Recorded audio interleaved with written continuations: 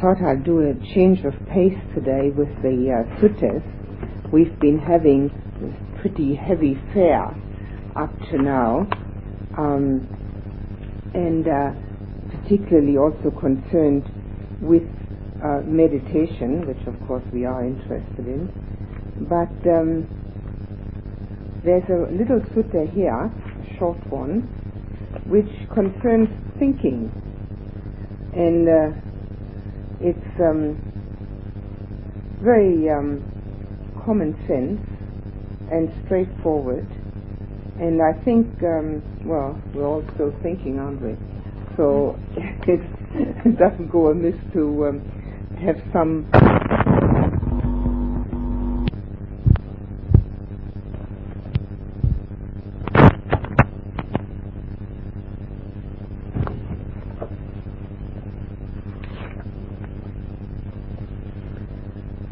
Now here again in this sutta, we hear that on one occasion the Blessed One was living at Savatthi in Jeta's Grove, Anathapindika's Park.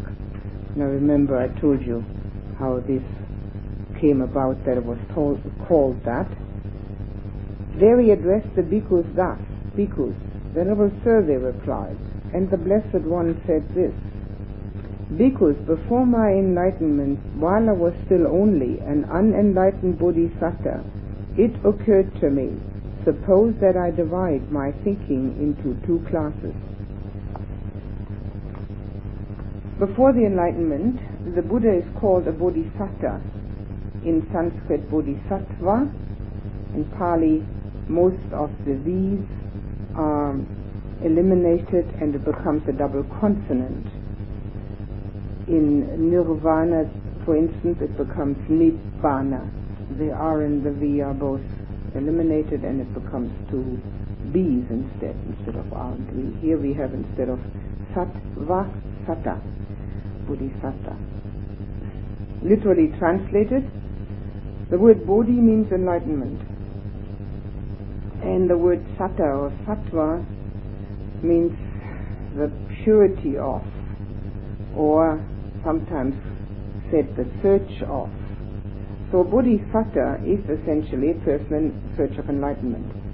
So in the Mahayana tradition, we often hear that those people who are practicing and are trying to go towards enlightenment are all bodhisattvas, which is a very nice way of thinking, I think. However, in this tradition, the bodhisattva is the Buddha, before he became a Buddha. So he says this was before his enlightenment. And he divided his thinking in two classes. It occurred to him. Now there's no question about not thinking. These are special occasions, first of all, when we meditate. We don't want to think. And on other occasions, if we want to take a step into the unknown, to let go of self, we also can't think. There are other occasions in one's daily life, if one has become efficient at the absorptions, that one can let one's thinking mind go and just be at ease in the mind which doesn't focus on anything special. However, if one needs to gain insight, obviously that has to be done in the mind. And at times, important things occur. Now, we could take it as a matter of course that this occurrence, no matter what it is based on some experience. In this case also, he must have had different kinds of thoughts, and now it occurs to him that he could divide those into two classes. In other words, we don't think something up in the mind which is based strictly on our imagination, or on something we heard somewhere, or something we are curious about on the spiritual path. We take what we have experienced in ourselves and make it intelligent and useful conclusion about it. Which is he doing? Which is what is doing here? Something is occurring to him. The name of the sutta I wanted to mention, there's the word Vitakka in it. And Vitakka, Vichara are the two first aspects of the first absorption, initial application and sustained application. Vitakka, initial, Vichara, sustained. However, Vitakka is mostly translated, I didn't bring the dictionary, is mostly translated as thinking or just the kind of thinking that the ordinary kind of thinking, and that comes from the fact that it's used in that manner too, which is being used here. Here it's used as just discursive thinking or ordinary thinking, and the difference is very often not recognized, that in the jhanas, obviously it isn't concerned with discursive thinking. I mean, who needs discursive thinking? They want to get concentrated. But here it concerns that. So this is the reason why we find the difficulty in the translations very often, because the same words are used for different things. We have the same in English. We have to know the differences in the same words very often in their context. The difference only becomes apparent in the context. So then I set on one side of these classes, thinking with sensual desires, with ill will, with cruelty.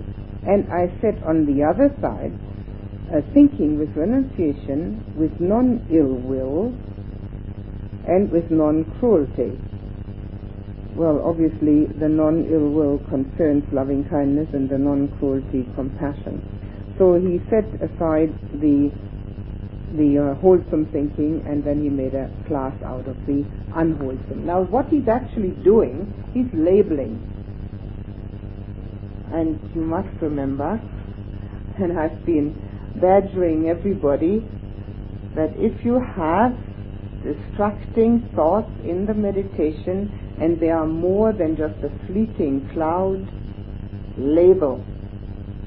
It's important to know what it is. So he's labeling his thinking. Now he's not talking about meditation, he's just labeling his thinking. He's giving them 6 different labels. He's putting 3 on the side of the wholesome and 3 on the side of the unwholesome. And it's a very definite label. So these are very exact labels, which will tell him what is going on. Now again, the next paragraph does concern the meditation. Because when it is said, as I dwell thus, diligent, ardent, and self-controlled, that sentence means meditation. Now we could check ourselves against that sentence. Are we diligent, ardent, and self-controlled? And if we aren't, maybe we can do something about it. Diligent, doing it again and again. Ardent, really concerned with it, giving oneself to it. Ardent is something that we very often connect with passionate love. Do we passionately love our meditation? Or do we sometimes think, I wish this was over already? And self-controlled. Self-controlled, of course, means concentrated. Thinking with sensual desire enrose in me. Well, he wasn't enlightened yet, so thinking with sensual desire arose. And I understood thus. There is this thinking with sensual desire arisen in me. It's labeling. Okay? It's a very important aspect. It's not just thinking. It's being labeled exactly as it is. And that leads to my own affliction. So he didn't just label, drop, and go back to the meditation subject. He became strictly aware of the fact that an unwholesome thought leads to one's own downfall, one's own affliction. Nobody else, just oneself. Nobody else in it. To others' affliction if course one acts it out, and to the affliction of both. It obstructs understanding. This is another interesting aspect, actually, that our defilements obstruct our understanding. I have often coined this particular sentence: the purification of our emotions clarifies the thinking. But obviously the purification of our thinking also clarifies the thinking. So we could go this one step further. This is not concerned with the emotional aspect. He's talking about his thoughts. The impurity of a thought brings about our attachment to it. Now, if there's a sensual desire thought and we're not very alert to it, obviously we will want to follow it up. And as we want to follow it up, we can't think clearly anymore. We are only concerned with following the sensual desire. So our thinking apparatus is totally impaired, other than trying to follow the arisen thought. We're no longer objective, in other words. It obstructs understanding, it promotes annoyance, oh, that's clear, isn't it? And it leads away from Nibbana. Every unwholesome thought leads away from Nibbana. It doesn't matter whether it's slight, medium, or strong. They all lead away from Nibbana. Now, when I considered this leads to my own affliction, it subsided in me. And when I considered this leads to others' affliction, it subsided in me. And when I considered this leads to the affliction of both, it subsided in me. When I considered this obstructs understanding, promotes annoyance, and leads away from Nibbana, it subsided in me. Whenever thinking with sensual desire arose in me, I abandoned it, removed it, did away with it. Now, what he says is that in all three cases it subsided. But one could logically conclude that if the first one doesn't do it, one uses the second one, and if that one doesn't do it, the third one, because if it has already subsided, there's nothing else to be done. So thinking about the fact that one is oneself afflicted, others are, that it's annoying, that there's no understanding with it, and Nibbana is further away, any one of these will make it subside. Which obviously means that we very deliberately do something about the unwholesome thought. We don't justify it.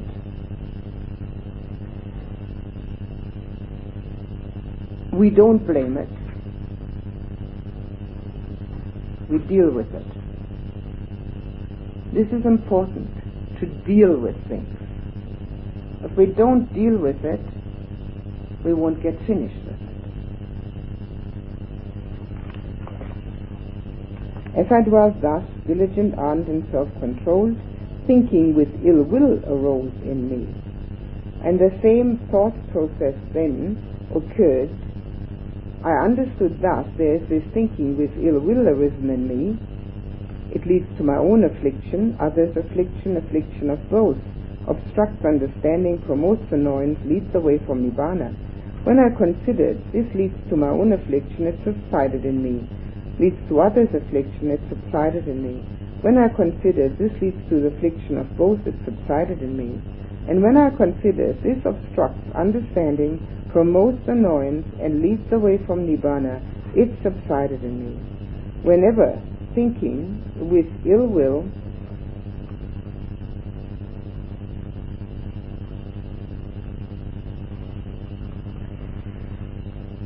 arose in me, I abandoned it, removed it, did away with it.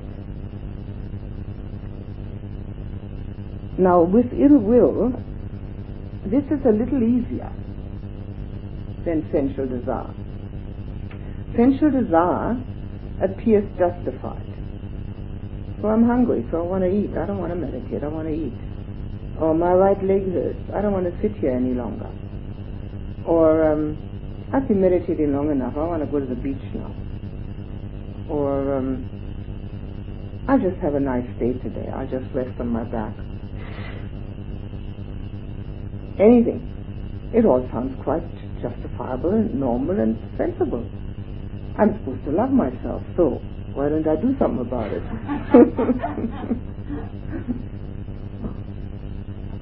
Believe me, I've heard them all. So, and I've thought at least half of them myself. So, they're quite justifiable, they sound alright, they seem normal, nobody gets hurt in the process, except oneself, of course, but one doesn't consider that, because apparently one is being pleased, not hurt. And Nibbana, well, that's alright tomorrow, it doesn't have to be today, you know. So one gets on with it. Whatever the sensual desire is, it looks okay. It's not something where we are going to, you know, sort of break the law or become involved with other people or anything like that. We just want to have it a little easier, that's all. Dukkha is getting a bit on top of us. So sensual desire arises and it's going to be nuts. That doesn't happen with ill will. Ill will is most unpleasant. It produces a lot of unrest. It produces fear sometimes, anxiety. It produces upheaval, and it doesn't feel good. There's no way to justify it except saying, oh, well, this person is just impossible. There's no other way to feel about them except angry. All right, we can go that far.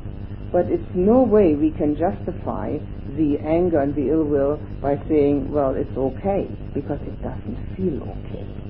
And therefore, it is much easier to abandon. It's much more unpleasant, but it's much easier to abandon. And most people that start meditating are very keen on doing that, because especially when they have a lot of it. When people have a lot of ill will, they do want to get rid of it. It's so unpleasant. And they have the same ill will, of course, towards themselves as they have for others. But this essential desire, it's a totally different story. Most people aren't even aware that they have it. And getting rid of it is not even mentioned. And yet, it is the first of our five hindrances. It stands at the top of the list. And it is the one that keeps us in the realm and in the round of birth and rebirth. Because it is essentially our craving to be. Desire is desire, no matter how it's dressed up. We can dress it in the most elegant clothes, it's still called desire. And it is much harder to see. I think everybody knows when they're angry, but very few people know when the subtle desires arise. So this is something, the reason I'm elaborating on it so much, is this is something that in a situation such as we have here, which is very controlled and quiet and peaceful, examine it, look at it. Doesn't have to be in meditation. You can call it a contemplation. Particularly, look at it when it arises. The arising of it. Now, there's no blame involved, but also no justification. It just is. But it isn't to my own benefit, nor to anyone else's, and it takes me away from Nibbana, if I had the idea that I'd like to get nearer to it. And this is a very, very useful way of examining oneself. Obviously, self-blame is totally useless. It's directly related to ill will. So we mustn't fall from the extreme of sensual desire to the other extreme of ill will towards ourselves. That will not help us at all. What will help us is the clear recognition of what's going on. And as I've said before, and probably will say again, It's very interesting. Why not do it? What could be more interesting than finding out what makes us each tick? This stuff makes us tick all the time. All right. Next. Or any questions on any of this, what I've said so far? Sensual desire and ill will, anything. These are the first two hindrances. We have already mentioned them, but here we have it again in a different form. Any questions? No. Everything perfectly clear. Wonderful. Now the same thing goes to relates to cruelty. Again, we find that this is one's own affliction, others, and affliction of both, and promotes annoyance, leads away from nibbana. And so when one sees that, it subsides. Now what would be a thought of cruelty? It's a strong ill will. It's when one thinks about doing some harm to someone else. Now in the first instance, what may be happening is that somebody's doing something nasty to oneself. I mean, it happens all the time. Somebody wants it differently from the way one wants it, and they are not very pleasant about it. But so we have a feeling of ill will and annoyance and irritation arising. But if we just then want to retaliate in any manner or form, that becomes cruelty. So retaliation for anything to anyone is foolish. It hurts us more than it hurts another. The simile the Buddha uses for anger, which I have mentioned before in courses, is a very useful one to remember. He compares anger to a person picking up a hot coals with their bare hands and trying to throw them at somebody else. The one who gets burned first is the one who picks up the hot coals. And if the other one is clever enough to duck, the whole exercise was for nothing. And ducking, of course, means that we are confronted with somebody who doesn't accept what another person puts out. There's a lovely story of a Brahmin who were and are the priest caste in India, and were to a great extent quite antagonistic to the Buddha, for the simple reason that he was undermining their livelihood, because he was teaching that there was no salvation possible by praying to the gods, pouring ghee over them, which is a common practice in India then and today. So many of them didn't very much like the Buddha for trying to tell the populace that they should not do the Brahminical rituals. And one particular Brahmin came to a discourse of the Buddha and behaved in a rather impolite manner by walking back and forth in front of the Buddha while the Buddha was still speaking. And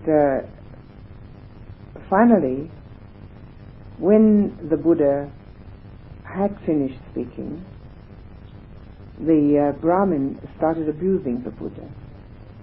He said he's teaching the wrong doctrine, and he was luring the young men away from their families, and he was teaching a wrong religion and should be thrown out of the country.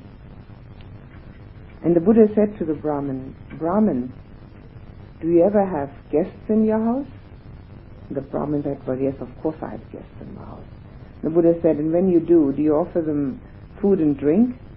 And the Brahmin said, "Well, of course I offer them food and drink." And the Buddha said, "And if they don't accept your food and drink, to whom does it belong?" And the Brahmin said, "Well, it belongs to me, of course." The Buddha said, "That's right, Brahmin, it belongs to you." In other words, there's no need to pick up the hot coals. They can just drop on the ground. And this is a practice which is so obvious, and very few people can do it. But it's something one learns if one remembers. Again and again and again. And one has to do it slowly. I don't think that anyone can do that immediately just by recognizing, yes, that's true. I don't think one can. But if one does it over and over again, eventually it's possible to recognize that belongs to the one who's putting it out. It's very helpful in daily living.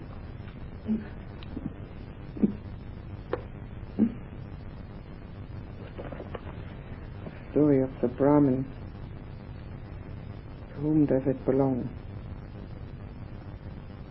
Now, there we are. Next paragraph. In whatever way a bhikkhu keeps thinking and pondering, that will affect the inclination of his mind accordingly. That's a very important sentence.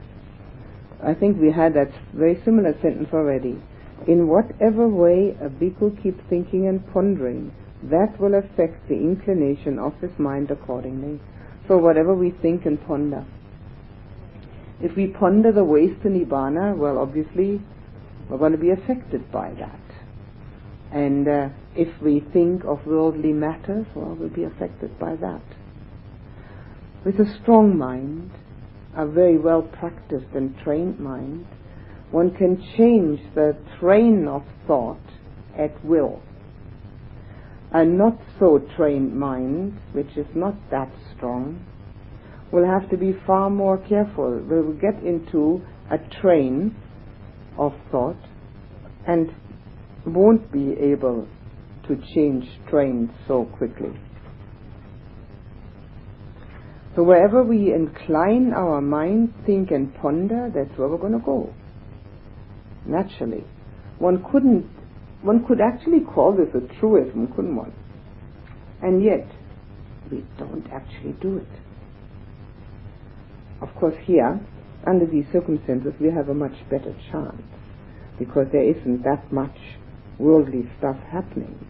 But still, mind can go wherever it likes if we don't pull it back on its leash. If he keeps thinking with sensual desire and pondering with sensual desire, he has abandoned thinking with renunciation to cultivate thinking with sensual desire, and then his mind is inclined to thinking with sensual desire. If he keeps thinking with ill will and pondering with ill will, he has abandoned thinking with renunciation to cultivate thinking with ill will, and then his mind is inclined to thinking with ill will. Same for cruelty. Now it would stand to reason that since the thing isn't printed, that all three are concerned with renunciation, but it actually isn't so.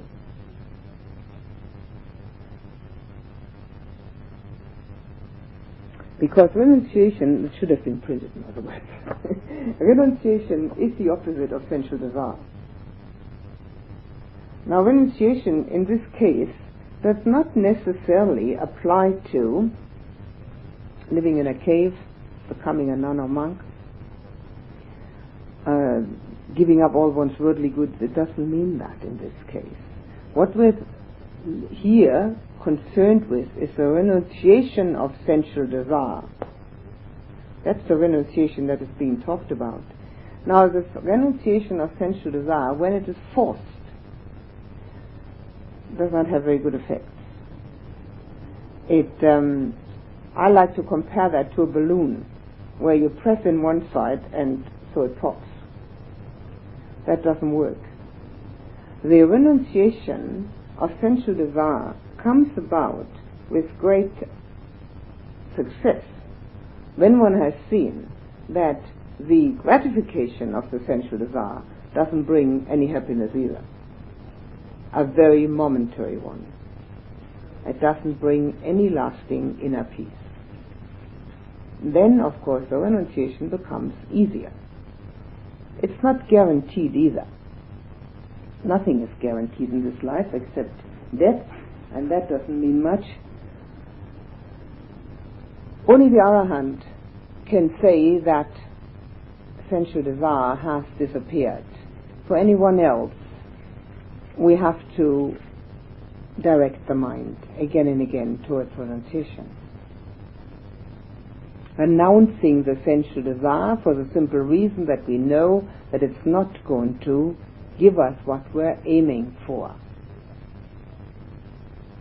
It's a very, very useful way of looking at it when a desire becomes so strong that we feel we've got to follow it.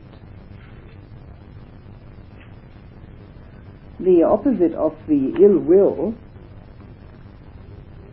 is here mentioned as non-ill will, but we'll call it loving kindness.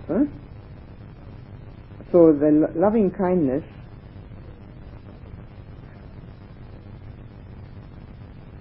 he has abandoned thinking with loving kindness, which when the mind becomes inclined towards ill will. We can tell that to ourselves, that if ill will is there in the mind, which can arise as irritation and annoyance, it can arise as rejection, resistance, dislike, even indifference, although indifference is not under the heading of ill will, but it is sometimes caused by it. We just don't want any part of it, so we make indifference arise. When any of these have arisen, we can say to ourselves quite clearly, this is the opposite of loving kindness. This will be no good for me. Or whatever else is useful to tell oneself. Obviously, when irritation, annoyance, ill will arises, one has abandoned loving kindness. And with the cruelty, we have abandoned compassion. So when cruelty means, in which it should mean retaliation, doing something evil to another, or something unwholesome to another, we have no compassion at that time for that person's dukkha. Whether that person has ever heard the word dukkha, has acknowledged it, accepted it, understood it, makes no difference. We've all got it. Everyone's got dukkha. So when we have forgotten that, we can have the feeling of wanting to retaliate. Some people find it easier to have loving kindness than others. Some people find it easier to have a lack of sensual desire. Whatever is more difficult is the one we need to practice more naturally. So these are the opposites of the unwholesome ones. And obviously the Buddha is talking about in both ways, in meditation and outside of meditation. When he says, as I dwell thus, diligent art and self-control, he's talking about meditation. When he says, in whatever way a bhikkhu keeps thinking and pondering, he's talking about outside of meditation. So it applies in both cases. And it concerns labeling and also making deliberate effort to change. The substitution that I've often mentioned. Now he's giving some similes. Just as in the last month of the rains in the autumn season, when the crops thicken, a herdsman would guard his cows, constantly tapping and poking them on this side and that, with a stick to check and curb them. Why is that? Because he foresees the flogging or imprisonment or loss or blame that could befall him if he let them stray into the crops. So too, I foresaw in unprofitable Dhammas a danger of degradation and defilement, and in profitable Dhammas a blessing in renunciation, which blessing is on the side of cleansing. Unprofitable Dhammas are unprofitable content of mind, fourth foundation of mindfulness. And the Buddha saw in it, when he was still the Bodhisattva, a danger of degradation and defilement. In other words, he saw that these unwholesome thoughts were dangerous to himself. And that's what they are. They're dangerous in a way that they degrade us and defile us. The less of them we have, the more cleansing and purifying it is. And the profitable ones are a blessing on the side of cleansing, purification. Now, as I've told you before, our meditation, the concentration, is a great assistance to that purification, but it has to be supported by our daily living, by our daily activity. Naturally, everyone falls afoul of this at some time or another. Only the Arahant is exempt. If we then blame ourselves, we're adding another negativity on top of the first one. And we have what I usually call double dukkha. And we're pretty proficient at doing that.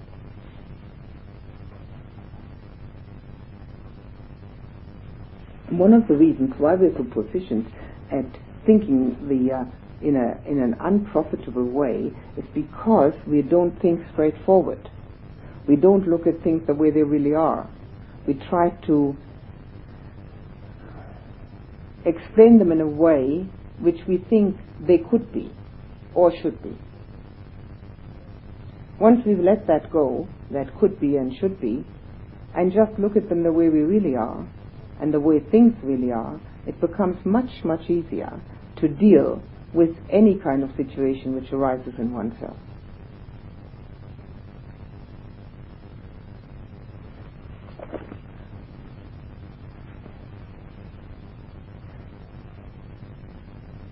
Now, this was a simile for the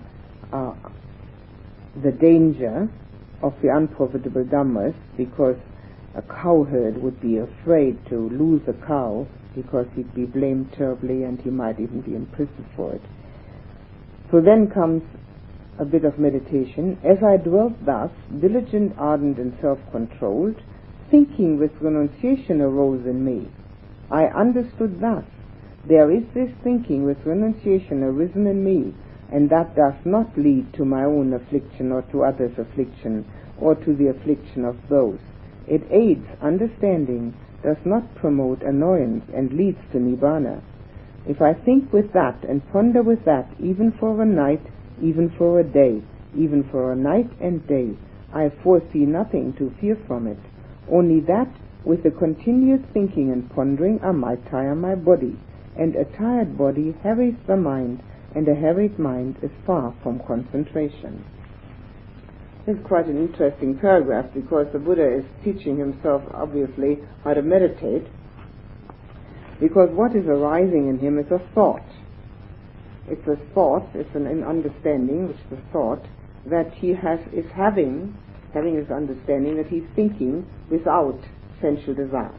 He's renouncing sensual desire.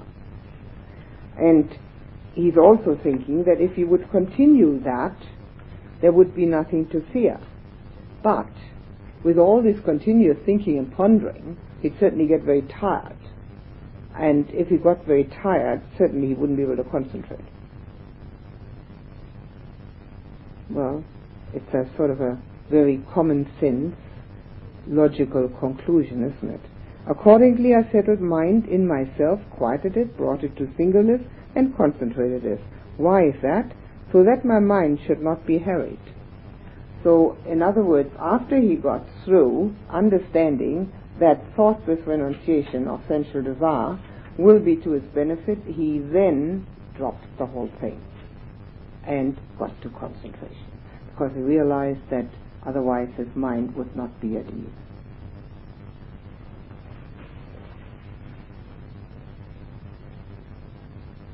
And the same story again about the meditation when he was thinking with loving kindness, with non-ill will. And again he realized that this would be very beneficial, nothing to fear from, but yet he would also have to drop that in order to become concentrated. And the same with compassion. It was something that would promote, and it would not promote annoyance, it would lead to a Nibbana, But again, he couldn't keep it going if he wanted to be at ease, so he dropped it and became concentrated. So in other words, first we drop the unwholesome and substitute with the wholesome, and then we drop the wholesome also and get concentrated. In whatever way a bhikkhu keeps thinking and pondering, that will affect the inclination of his mind accordingly. So what he's actually telling us is that we should make up our own mind how to do it. And as we think and ponder, that's what's going to happen.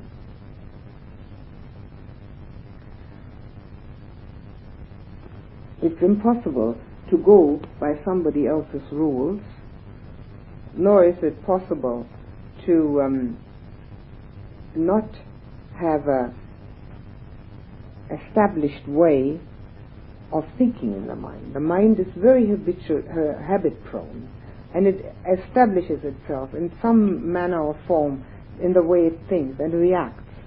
So if we have some unwholesome habits in there, we need to get some new ones.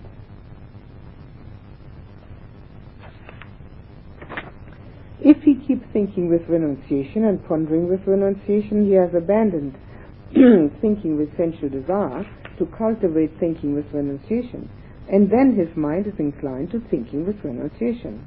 The same goes for loving kindness and for compassion. Now he gives another simile. Just as in the last month of the heat, the summer, when all the crops have been brought inside the villages, a herdsman would guard his cows while staying at the root of a tree out in the open, since he needs only to be mindful that the cows are there, so too there was need for me only to be mindful that those Dhammas were there. First of all, it's again an interesting simile. It's all agricultural society. Practically the whole of the Buddhist society was agriculture, and there were a few what we call tradesmen, carpenters, weavers and potters. But the mainstream of society was agriculture. And I think that we can see from these similes, a little bit what was important to the people of that time. So what he's saying here is that at this time now, when he has done all these things that he has talked about, all he has to do is watch that the cows are there. In other words, all he has to do is to be mindful that the profitable Dhammas stay in the mind. He doesn't have to go around and poke and push because the unprofitable ones don't intrude. Okay? Oh, I wish they'd printed these things. I have to go back to another sutta. Just a minute. Sutta 4. I hope it's in here.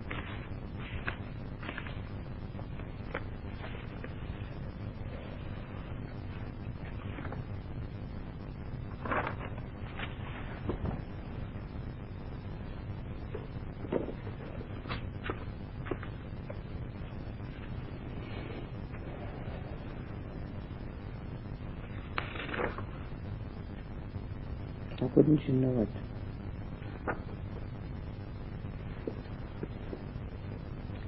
Anya, would you go around the corner there? There's another one of these, volume 3.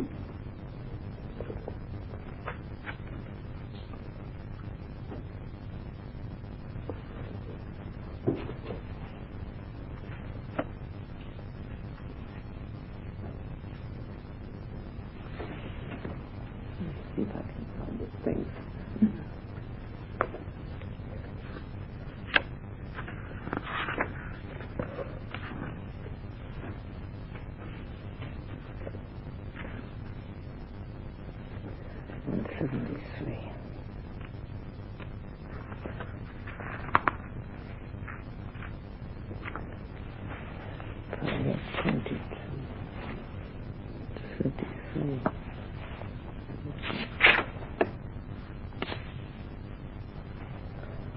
So the results which the Bodhisattva attained because of this,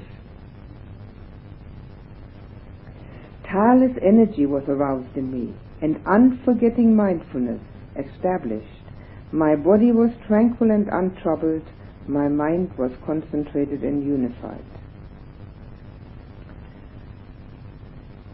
Now, because of the fact that he had no more of the unwholesome thinking, either in the daily life nor in the meditation, he had energy, he had mindfulness, he had tranquility in the body and unification in mind.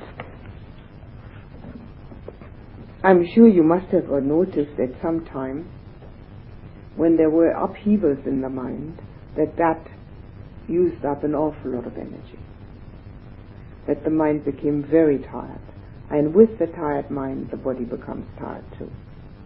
However, when there's nothing but love and light and joy, the mind does not use up all this energy, it retains it, and it doesn't get tired.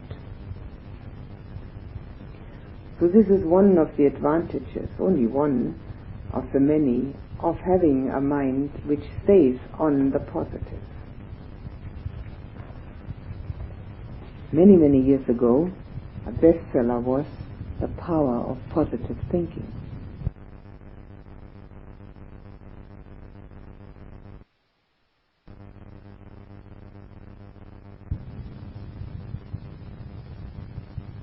The Buddha speaks about many times. He doesn't call it that, but this is a very nice way to connect to our way of speaking, the power of positive thinking, because the energy which is needed for concentration is strictly mind energy, and it concerns both. It concerns mind and body, because the mind affects the body.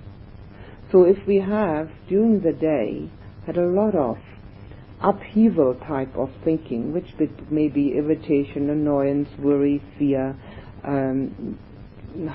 unfulfilled hopes, anger, dislike, rejection, any of that, pride, jealousy, worry, any of that, our energy will be depleted by the end of the day. And on the other side, joy and loving kindness arouse energy. And with that arousal of energy, we have a much easier time, of course, to get concentrated. And then we've got the next paragraphs, which are all concerning the jhanas. First jhana, second jhana, third jhana, fourth jhana, and then abhignana. It's interesting. Okay, I won't read you the passages about the jhanas because we have read them already.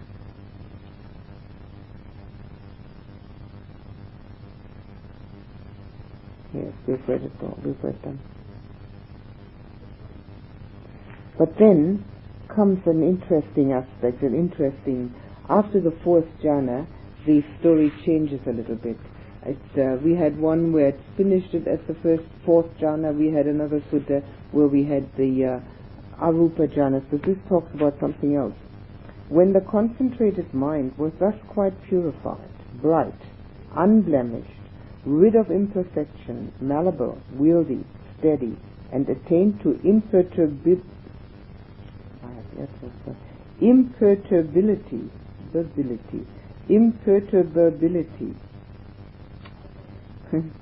I inclined the mind to knowledge of the recollection of past lives. Now this word here, imperturbability, is a word that we wouldn't use in daily language. It's too complicated, for one. And it's totally uncommon to use. It has a certain meaning in the Buddhist terminology again. It is a mind which has already in it some of the factors of enlightenment, because it has become malleable, wieldy, you can change it at will, steady, and it has the ability to to get knowledge of the recollection of past lives. So when the mind has become like that, it has gone to a state where it can get the abhiññānas, the higher knowledges. And these higher knowledges, we have already mentioned them before. One of them is about the past lives. But what we read here is that is actually done in meditation, with the concentrated mind quite purified, bright and unblemished, rid of imperfection, malleable, wieldy, steady, and attained to imperturbability. Rid of imperfection is a totally pure mind. There's no residue of any taint. However, it is possible to have the higher knowledges at the state of non-returner, which is not totally rid of imperfection, and of course at the state of arahant. And he talks about going back to the past knowledges of 100,000 years. We did read that already. It is an actual meditation technique, method, which should not be used if one hasn't attained to at least non-returner.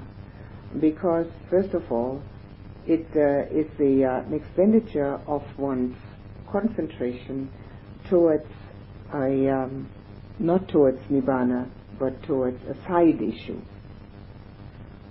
Can be done, but it's a side issue. Very often done out of curiosity. And anyone who has not attained any of the liberated states would probably feel rather quite impeded by actually knowing past lives. Because there is a tendency to grab onto them and saying, that's me. Well, it wasn't me. It was just a past life. And a past life and a present life and a future life, and all mixed together. So it's not a thing that one should practice unless it comes of its own accord. Now this was the first true knowledge attained by me in the first watch of the night.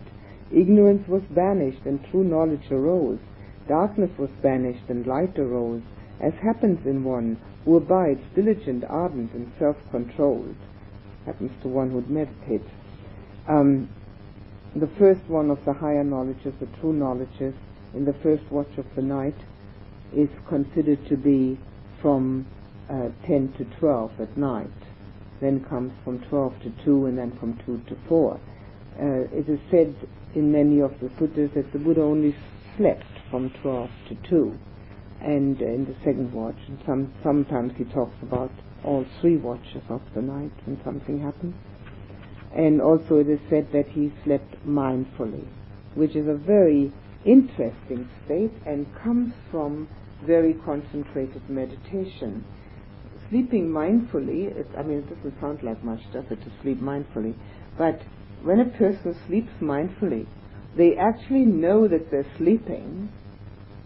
They're not awake, but they know they're sleeping, and the knowledge of sleeping is keeping the mind from dropping into this small death that it usually does at night. So it stays alert and aware even during that time. The Buddha is supposed to have done that. It never says whether all arahants have done that. Now again, the same thing is said for the heavenly eyesight. When the concentrated mind was thus quite purified, bright, unblemished, rid of imperfection, malleable, wieldy, steady, and attained to imperturbability, I inclined the mind to knowledge of the passing away and reappearance of beings, with the heavenly eyesight, with the clairvoyance. Now, here, the mind having gone through the 4 jhanas, he's only mentioning the 4 jhanas, that's the 4th one. The mind is, of course, rid of imperfections during that time. And it is bright and unblemished and pure, and malleable and wieldy and steady and attain to imperturbability. It can't be perturbed. There's nothing that can perturb it. So at that time is the time to do this. It arises, as I said, spontaneously for someone who has attained the non-returner base. This was the second true knowledge attained by me in the second watch of the night. Ignorance was banished, true knowledge arose, darkness was banished, and light arose, as happens in one who abides diligent, ardent, and self-controlled. But now, the next paragraph, he talks about his enlightenment experience. And I'm sorry, it's all not on this photocopy because it's in a different sutta. Unfortunately, these books were done in a manner where they did not reprint that which was already printed, because the suttas are enormously repetitive. So that's why not every sutta contains anything.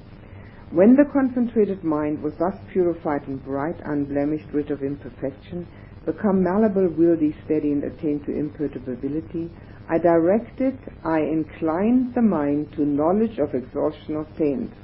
Now again, this is a very important statement. I directed. We don't wait for potluck. We direct the mind. We direct the mind to where it wants to be, where we want it to be. We incline it so that it can be where we want it to be. So if we, for instance, have been able to do first and second jhana, we indirect it to third. If we're in third, we direct it to fourth, unless it happens very easily through practice. We can direct it to fifth, sixth, seventh, and eighth. We can also direct it to insight. We must not wait. There's no time to lose. We direct the mind.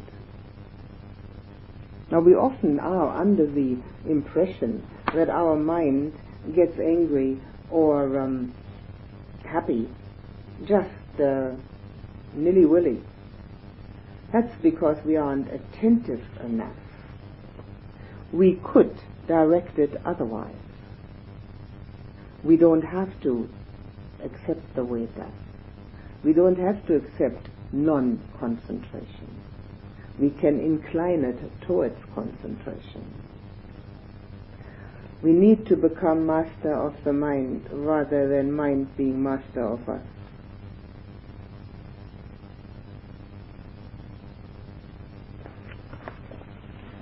Okay, so he directed inclined minded. Sorry, where am I? And I had direct knowledge thus. Now direct knowledge is an interesting way of expressing it, and it is expressed like that in Pali, but it means the understood experience, which is direct knowledge. The knowledge is that understanding, and the direct is the experience. It's very important, because otherwise we have this very unfortunate affair of knowing it all and not being able to do it, and feeling just as awful as we ever did before we knew all this. And that doesn't help anybody, does it? I had direct knowledge thus. This is suffering. I had direct knowledge thus. This is the origin of suffering. I had direct knowledge thus. This is the cessation of suffering. I had direct knowledge thus. This is the way leading to the cessation of suffering. What's he proclaiming here? What's it called? Oh, that was the last thing. What's all four called? That's right, Four Noble Truths. The last one is the Noble Eightfold Path. What's the third one called? This is the cessation of suffering. Nibbana, that's right.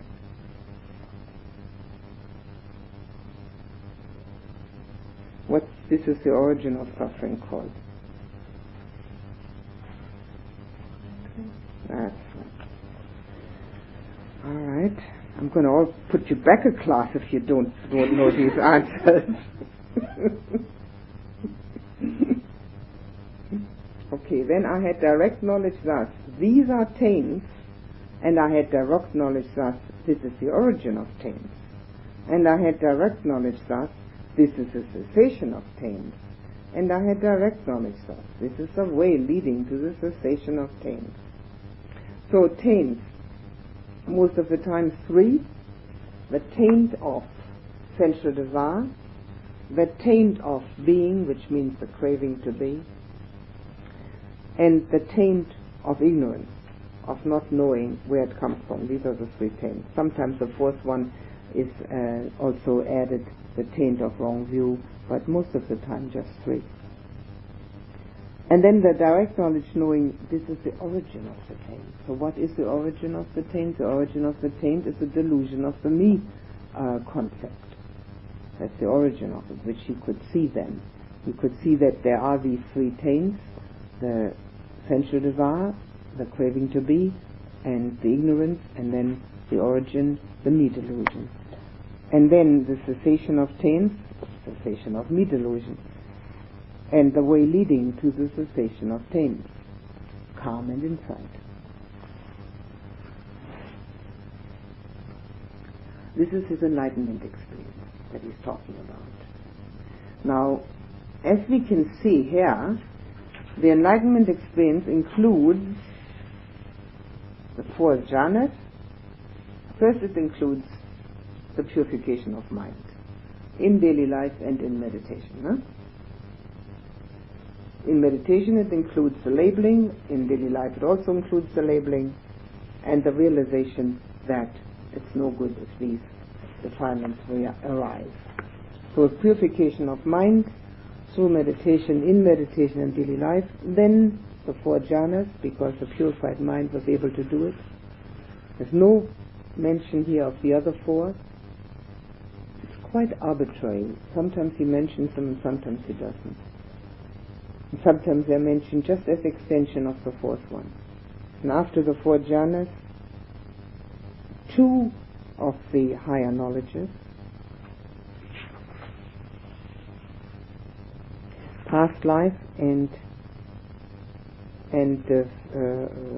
clairvoyance, and then the Four Noble Truths and the Noble Eightfold Path. And that arose, the story goes then in other suttas, the story says that the jhanas and then the insight arose all in one sitting. Now the jhanas had been well practiced by the Buddha, of course, and that arose in that same sitting. So this was the enlightenment experience, seeing the fact that the me delusion created the taints and being able to let go.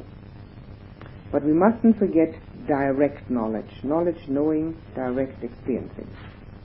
When I knew and saw thus, the mind was liberated from the taint of sensual desire, taint of being, and taint of ignorance. Using three. When liberated, there came the knowledge, it is liberated. It meaning the mind. I had direct knowledge thus: birth is exhausted, the life divine has been lived out, what can be done is done. There's no more of this in the beyond. Or sometimes there's no more of this to come. In other words, there's no rebirth to come. Traditional sentence at the end. So the knowledge, the onus of the knowledge is on oneself. So what happens is also this, can be said like this: the past moment, when it happens, when direct knowledge arises, and then the fruit moment, when one understands what has happened. First the knowledge, then first the knowing of, first the experience of it, first the experience, then the understanding of the experience, and then the review. It's the third step. The reviewing knowledge is called. First one is called past, second one is called fruit, third one reviewing knowledge. Reviewing knowledge means that one looks and sees, are there any defilements left? Can I still get angry?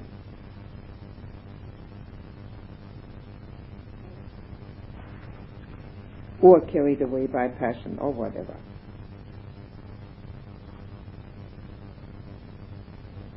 And when one finds that there is liberation from all that, There is liberation from the taint of wanting to be, from sensual desire and ignorance. Then one knows one is liberated. And this he calls, in this case, this was the third true knowledge attained by me in the third watch of the night. Ignorance was banished, true knowledge arose, darkness was banished, light arose, as happens in one who abides diligent, ardent, and self-controlled. One who abides like that should get there. Now there's two more or few more paragraphs which I'll read out, which go back to the sutta that you have. Suppose that in a wooded range there was a great low-lying marsh, near which a big herd of deer lived, and then a man appeared seeking what was not their good, their welfare, their surcease of bondage, and he closed a safe and good path that led to their happiness and opened a false path, and he put out a decoy and set up a dummy, so that later on the big herd of deer might come to loss, ruin, and calamity.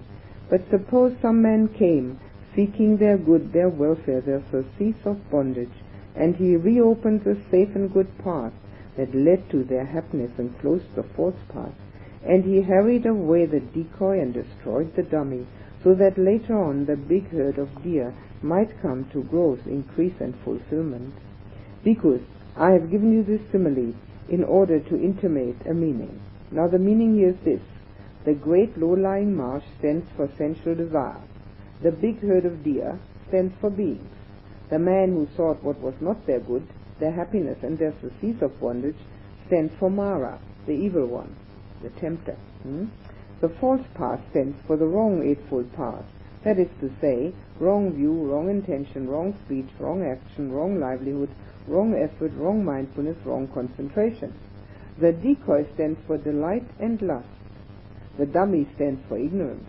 The man seeking their good and their happiness and the surcease of bondage stands for the Tathagata, Arahant, and fully enlightened. The safe and good path that led to their happiness stands for the Noble Eightfold Path. That is to say, right view, right intention, right speech, right action, right livelihood, right effort, right mindfulness, and right concentration. It's very easy to know what's wrong view. Wrong view of self is very easy to know. That's what everybody has who isn't enlightened. It's very easy to know what's wrong intention. Wrong intention is when it isn't pure, when it isn't filled with giving and loving. Wrong speech is easy. Wrong speech is lying and gossiping and idle chatter. Wrong action, making bad karma. Wrong livelihood, hurting other beings. Wrong effort, not that easy to know. Wrong effort concerns making effort in the wrong direction. Becoming a millionaire in order to buy more things for oneself takes out a lot of effort. But not right effort according to the Buddha.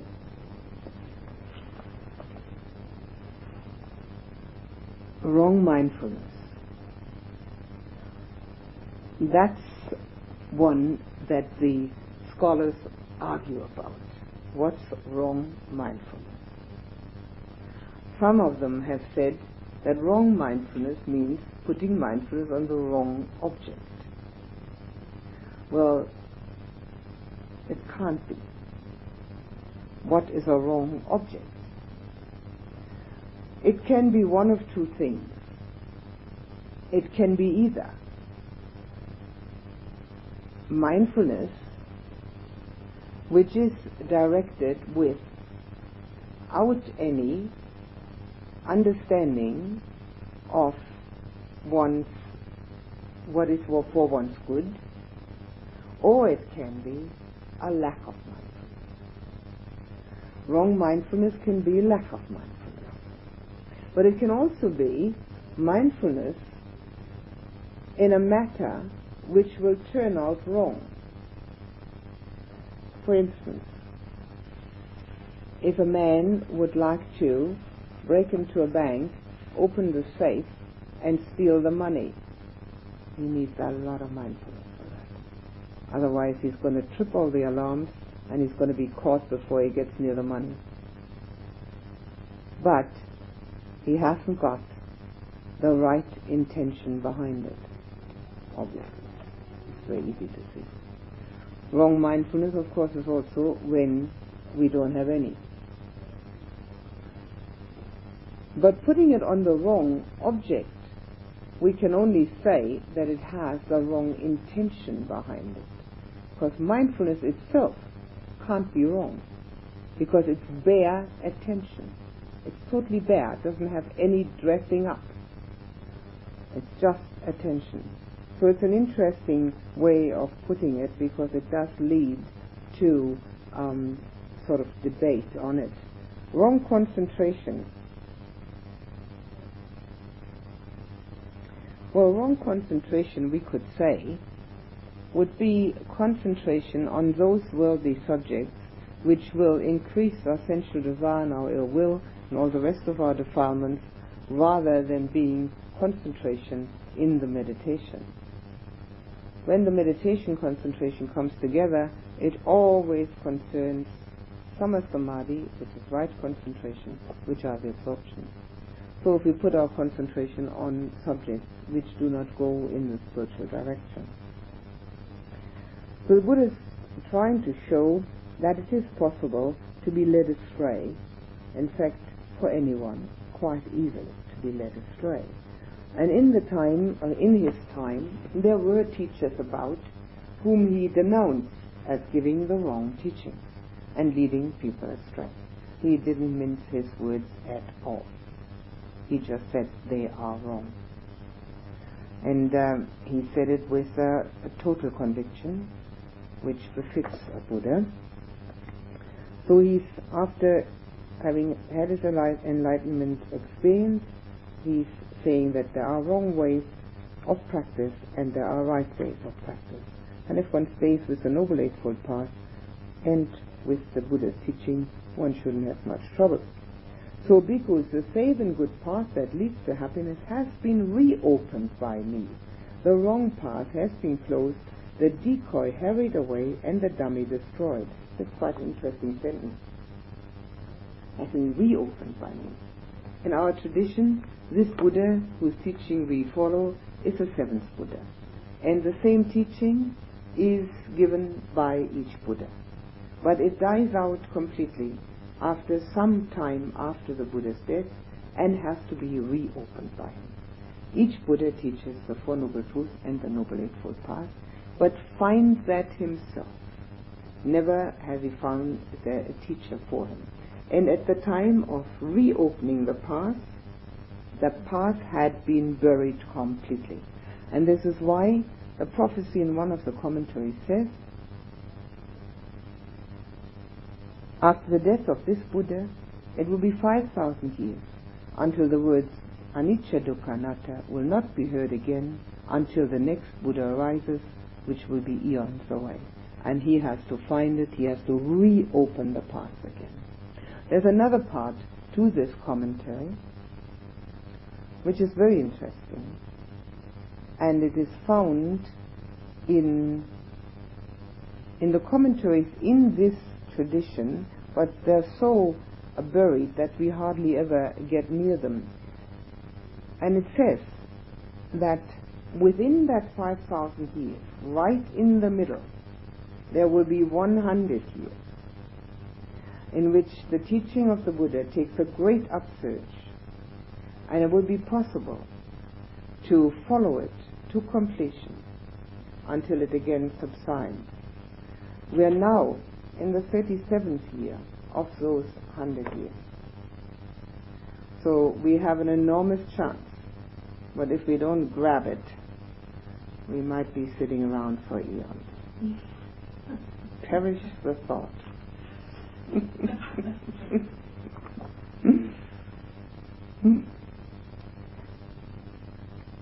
So that's what he's saying. The Buddha is reopening the same path. It's always. By the way, in the Mahayana tradition, as far as I know, there are 24 Buddhas mentioned. In this one, only 7. What should be done for his disciples out of pity by a master I should like to change that. Out of compassion, by a master who seeks their welfare and has compassion on them. That I have done for you. There are these roots of trees and these empty kutis. Develop meditation, bhikkhus. Do not delay, lest you later regret it. This is our message to you. This is what the Blessed One said. The bhikkhus were satisfied and they delighted in the Blessed One's words. So, any questions on any of this?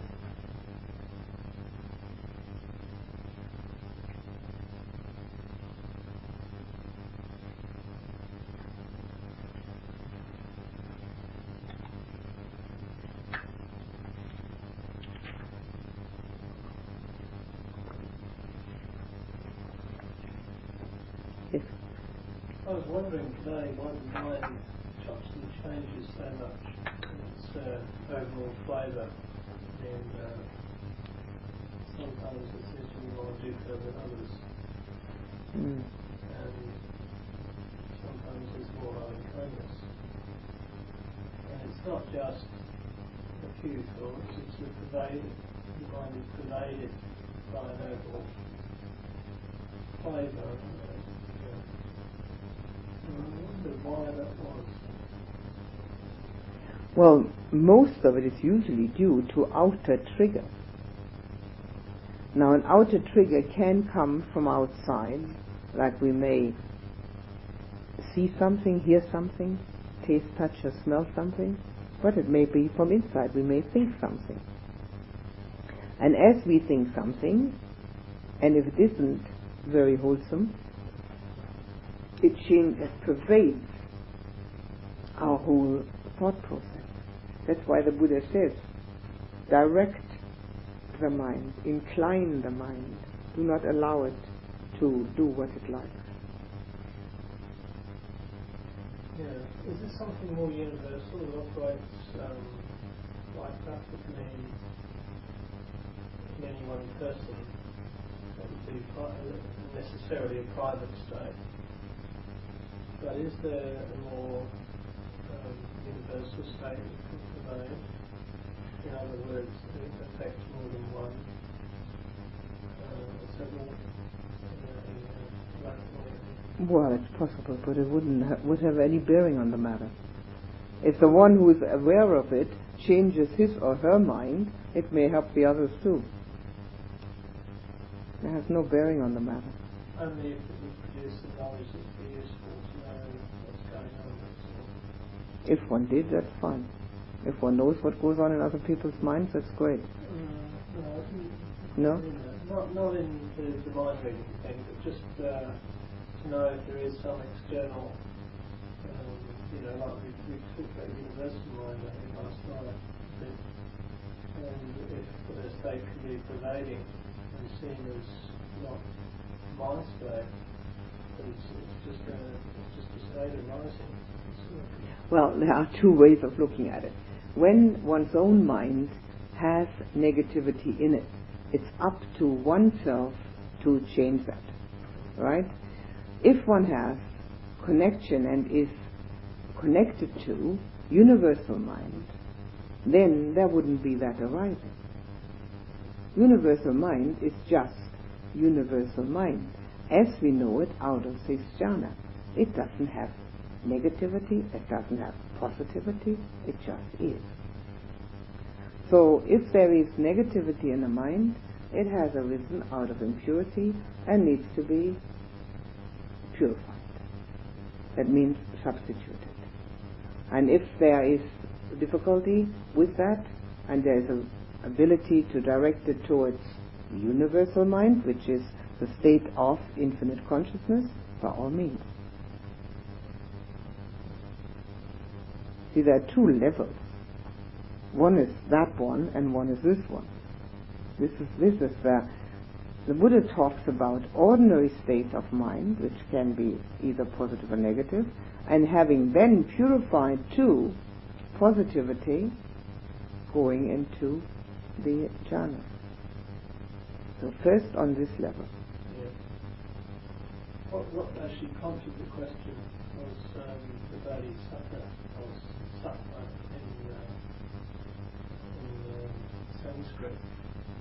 The three guna, which is I think part of the Hindu teaching, the largest Sutta, the three qualities, and the play of those at an altar with pervading atmosphere at any one time, like suffer and impurity or whatever may predominate, and that would give rise perhaps to loving kindness or goodwill or whatever. That takes the responsibility off one's own shoulders. The Buddha does not approve of that. The Buddha's teaching is strictly a do-it-yourself job. Strictly one's own responsibility. Yeah. I wasn't seeing it in terms of not following up on whatever is in mind, but it just seems that if there was knowledge available there that may make things clearer, it may be easier to deal with it. So. If there was a knowledge of knowing that there was something coming from outside, it wouldn't make it any easier to deal with it. It gives some isolation, some distance between that the ability to stand outside and not so much identification. Well, that has to be learned anyway, the non-identification with whatever state arises. If there is an identification with that state, it will be very difficult to substitute it for another. And as soon as there's the non-identification, then we can substitute at will. And this is the whole thing of the mindfulness state, which is an objective state and not subjective. So when one sees anger or whatever it may be arising, and one doesn't get angry with it, one can substitute, if needed, to something positive. So this is where we have to do the groundwork. This is so to say the groundwork that the Buddha talks about. And as the groundwork is done, we can go into a more exalted state. The Buddha doesn't talk about this particular Hindu teaching. He uses some of the Hindu teaching, obviously karma and rebirth and the jhanas, but he doesn't talk at all about any of outside influences. It's all done in one's own mind, because one's own mind does have the ability to be universal. Yeah, I can see the use of that too. It's much more puts responsibility on the person, but also means that that person can go all the way with that as far as they want to go. Yeah. We can go all the way to enlightenment and don't have to get these states back.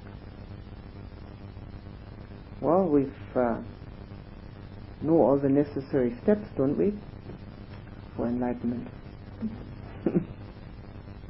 At the moment of his enlightenment, would be for each person would be different, or is it considered that those are the steps that each person would go through? I mean, everyone wouldn't have the same. It's like he had an insight. You do. And then his enlightenment. I mean, it was a combination of jhanic absorption and then seeing this and seeing that, and then you had this insight. Well, it's the past moment is not a moment where the insight arises. The past moment is what he calls direct here. The past moment is a moment of the experience when everything falls off. It's sort of like you could even, you compare it to a lot of things. You can compare it to going through the eye of the needle and leaving everything else behind. And that's the past moment. But the fruit moment gives the understanding of what has happened. And it may very well be that at the time of the fruit moment, the understanding arises, these are the Four Noble Truths. That's quite possible. It's not necessary. Not necessarily that arises. What arises can be, this is letting go of self or something like that. This can arise, this is liberating. can arise. I feel free, I feel at ease, whatever. Many different things can arise. Not necessarily the Four Noble Truths. But because he was destined to be a great teacher of mankind, this is what arose. And that was what arose, was the pivot of his teaching. The first teaching that he ever gave after his enlightenment, the Dhamma Chakra Pravadana Sutta, the turning of the wheel of the Dhamma, concerns the Four Noble Truths and the Noble Eightfold Path. Was it his seeing the Four Noble Truths and Eightfold Path the thing that triggered his enlightenment? No. Or is that something that followed? That was his explanation of his enlightenment experience. Yes.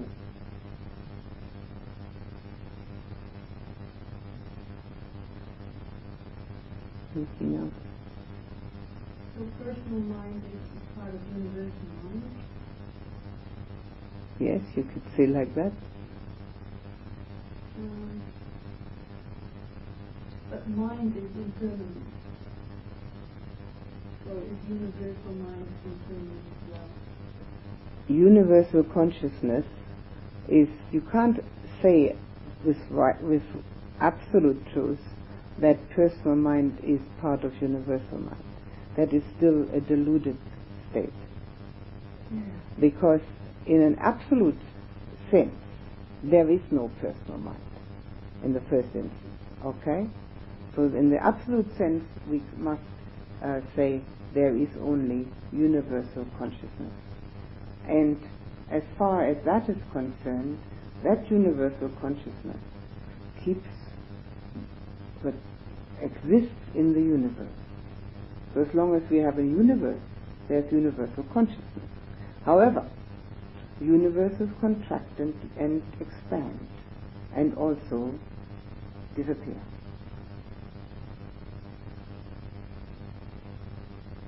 And have done so and will do so.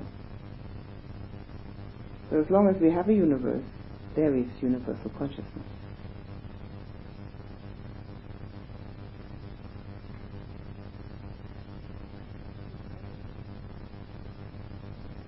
See, we always have actually two levels of relating to things.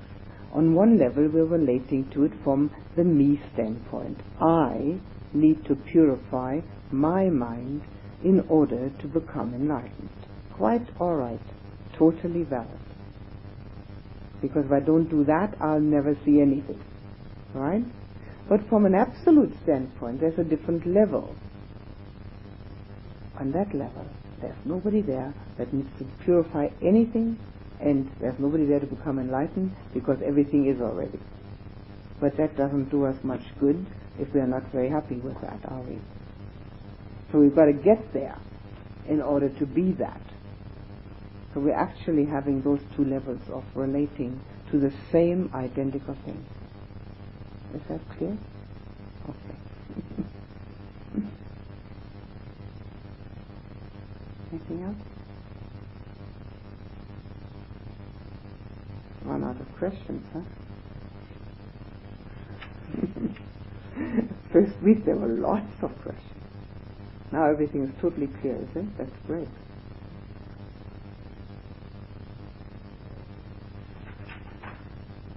But you see also how the Buddha teaches is also not uninteresting for us to know.